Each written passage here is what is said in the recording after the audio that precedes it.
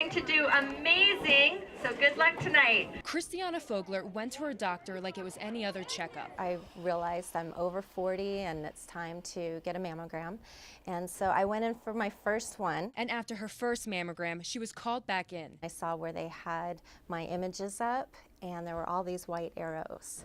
And I thought, oh, that can't be good. They found 2 lumps in her breast, so the doctor did a surgical biopsy to test the lumps to see if it was cancer. One came out perfectly fine and the other one came back as a precursor to what looks like the start of cancer cells. So it could develop into something cancerous in the future. And Christiana decided she needed to do something. I feel like I'm a ticking time bomb. So she went to see a breast surgeon in Colorado Springs. When I first saw her, she had had a couple of biopsies that were abnormal.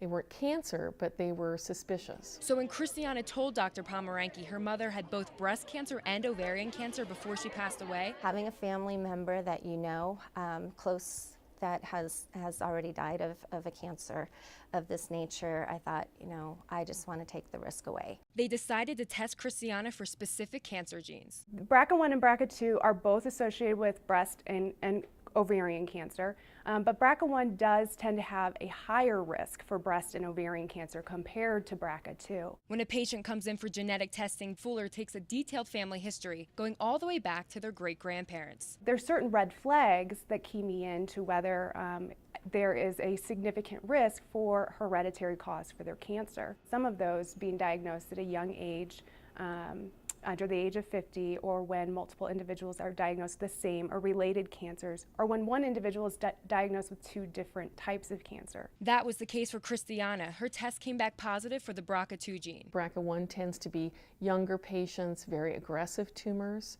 BRCA2 tends to be more kind of average age, more average looking breast cancer. After Christiana learned she has an 80% chance of having cancer, I realized that it's completely irresponsible of me to the people in my life, both professionally and personally, to carry that kind of risk in the future. So I thought, you know, let's clean it out. Let's do what we need to do. most doctors recommend individuals wait until their mid-20s to have genetic testing for hereditary cancer syndrome. But the genetic test is a pretty easy process. It's just a simple blood draw, but it's certainly a very a long and complex process when it gets to the lab. Fuller says if a test comes back positive, they will triple check it before confirming they have a gene that could lead to cancer. A negative result or a normal result does not rule out the chance that you might have a gene that's increasing the risk for cancer.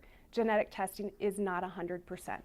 It's pretty darn good, 99.9%. Since Christiana tested positive, she encouraged her sister to get checked. She had a mammogram and her first, you know, she had a lump that was also questionable. So that's a scary thing to think. And I thought, oh no, I don't want my sister, you know, having this as well. And with the good news of her sister, She did come back negative and her test came back negative. So she's in the clear as far as that goes. she wanted to be in the clear too, so she decided to get a double mastectomy. The first time I had the discussion, it just seemed so daunting and awful. And I went and sat in my car and just cried in the parking lot and thought, you know, I can't do this. This is too big. This is too much. But thanks to the testing, they caught it early and did the double mastectomy a little differently. So when we do the implant procedure first, we wait 3 months, allow scar tissue to form around the implant, and then we do the mastectomy. The mastectomy part is actually quite a bit easier than the reconstruction. And by doing it this way, we can really reduce the amount of recovery time they have. That will remove all risk, which means, I shouldn't say all risk, it's 98% risk-free, which then takes me down to only a 2% chance of having anything occur in the future, which is actually less than, you know, a typical woman faces. And she wants anyone with doubts or questions to consider genetic counseling. Waiting too long, your options become smaller and smaller and smaller, and if, God forbid, you do have cancer, earlier detection the better. They've done so much with breast cancer research that it's not a death sentence. So please find out early on and, you know, choose life.